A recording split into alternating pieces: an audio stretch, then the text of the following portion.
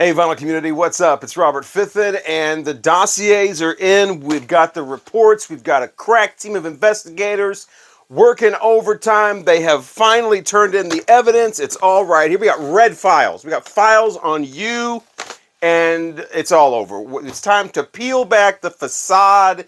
It's time to expose the truth. We're going to shovel away the bullshit. We know what's really been going on. I mean, we've had a crack team looking at this, and we've got the reports right here, and it's all over. We're going to expose the truth right now. Like that time you went around telling everybody you just happened to catch the Jimi Hendrix experience at the Whiskey A Go-Go. More like called the Monkeys on Channel 5. Yeah, we found out about that little story. Monkeys was more like what's really going on. Both great, though. Monkeys open for Jimi Hendrix, so everybody knows that story. Then you started telling people, oh, the time you used to in the 70s, you were busy following the Grateful Dead around on tour. You were like a deadhead, had all these wild adventures, following the Grateful Dead around on tour in the 70s. That's interesting, because the police report says more like stalked Starcastle for about 3 years in the 70s, until the manager decided to go ahead and call the cops.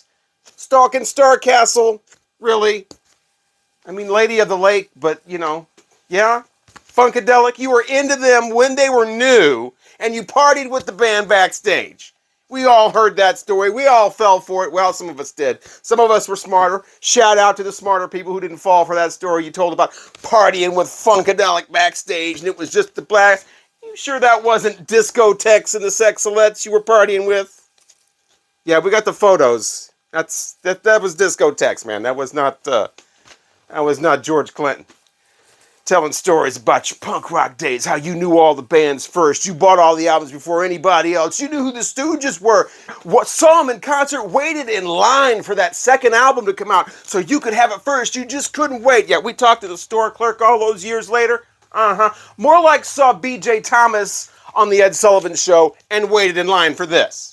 Store clerk was like, he really didn't have to spend all night in a sleeping bag. It was B.J. Thomas. We had plenty of copies. It was a big seller, but, you know, they knew it would be. But, yeah.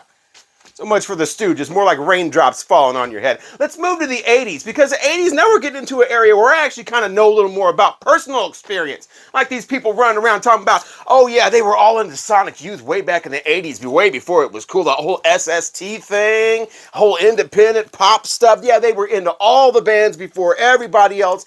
In the 80s, man, Sonic Youth, yeah, in the 80s, no, it was more like you walking around with Night Ranger on a Walkman. I was there. I was in high school with like 900 people. There were like 2 listening to Sonic Youth. You were checking out Night Ranger.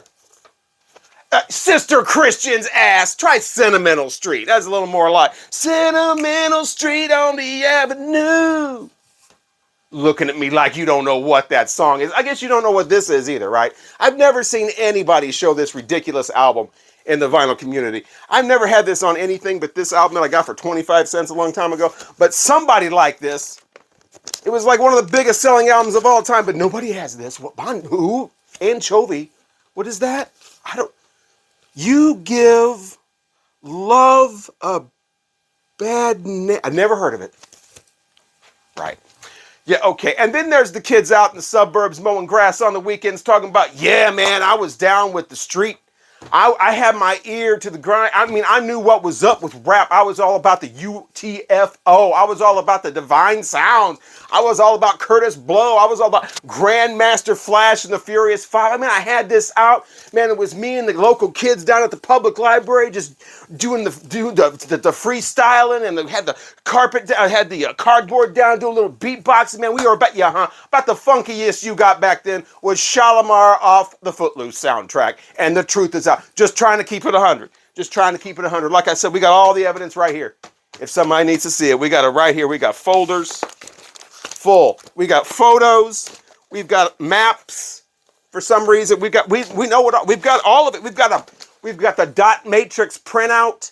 So there's no need trying to front anymore, like going around all that time bragging that you were one of the guys that used to blow Rob Halford in the 80s. Really, because we've seen the video, the man's been identified. Turns out it was not Rob Halford, but actually a roadie for Grim Reaper. So congratulations. You can go around bragging that you blew a roadie from Grim Reaper now, because that's a little closer to the truth. And then the whole thing with the jazz records, all of a sudden. Everybody's a big jazz fan out of nowhere. Oh, yeah, it's my dad, man. My dad used to be the coolest. Sitting around the front room, took up a little reefer, had that cool jazz, just playing pervasively throughout the whole house. That's how I grew up, with little Miles Davis Quiet Nights action. That makes me just a little cooler and more sophisticated than you, doesn't it? Yeah, because me and my dad just doing that jazz thing, that gives me a real appreciation. You know, that's funny. Because let's check the file here under jazz influences, and yeah, Dad, I see throwing back some Falstaffs on the weekend and blasting the Charlie Rich album. I'm assuming it was this one. Yeah, it's about as close as you got to jazz, little country jazz piano from the guy with. What? Look at you, hypocrite, sitting there in that fake Led Zeppelin tour shirt. I remember you were in here one time trying to tell everybody that framed Zeppelin 2 back there on the wall was some rare Robert Ludwig pressing. Bitch, that's a 1984 Columbia House. Probably came with a Super Saver sticker. It's probably about time to wrap things up now. I don't want to make a really long video. Appreciate everybody watching. Thanks to all the new subscribers, and thanks to everybody who subscribed. Please consider subscribing if you haven't done that yet, and like the video if you liked it, please. And thanks to all the great people making all the great vinyl community videos. Really love all those stories. Keep them coming. I'm Robert Fithen. Thanks again for watching. Lose some weight.